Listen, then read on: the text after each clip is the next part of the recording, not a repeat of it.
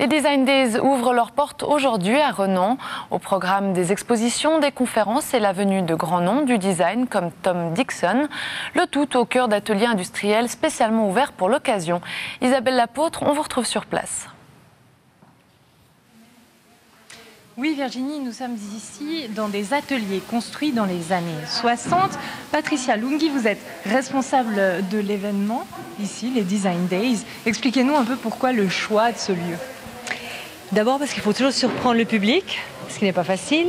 Et on est toujours à la recherche, ça fait partie du concept des Design Days, de trouver toujours un endroit différent, emblématique, particulier. Et puis on a eu la chance ici à Renan de trouver un lieu industriel désaffecté depuis plusieurs années, qui a nécessité un peu de travail pour le remettre en place, mais c'est juste exceptionnel d'être là.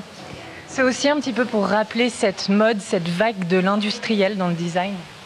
Oui, on n'a pas fait exprès. On a trouvé ça, on s'est dit waouh, mais effectivement, ça colle super bien avec l'événement, en effet. Et qu'est-ce qu'on peut découvrir pour cette 6e édition ? Donc il y a une surface qui est triplée par rapport à l'édition précédente. Donc il y a ici même, on a 2 étages. Un étage consacré aux puces du design, donc le design vintage du XXe siècle. C'est très important aussi de parler de l'historique. Le design contemporain avec des jeunes designers, des labels, des showrooms. Un petit parcours off très important avec les cales et l'exposition des diplômes. Plus le design studio à Renan, à quelques mètres d'ici. Vous parlez des jeunes designers, les Design Days, c'est aussi un petit peu révéler les talents du design.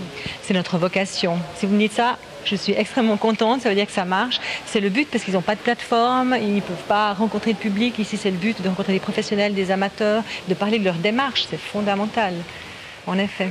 Vous me disiez aussi que finalement, le design, c'est un petit peu le parent pauvre, il n'y a pas beaucoup de lieux d'exposition. Très peu, et puis les gens n'en parlent pas. Bon, ça, c'est en train de changer, mais il y a 20 ans, il n'y avait aucune publication dans le design, personne n'en parlait, il n'y a même pas de musée de design. Donc c'est quelque chose qui est en train de se faire, et puis c'est de la création avant tout. Je défendrais ça, c'est de la culture, c'est pas que du business, c'est du commerce. Et là, on est sur un stand particulier, celui de Tom Dixon. Donc c'est un grand nom du design. Cette année, il y a 2 grands noms.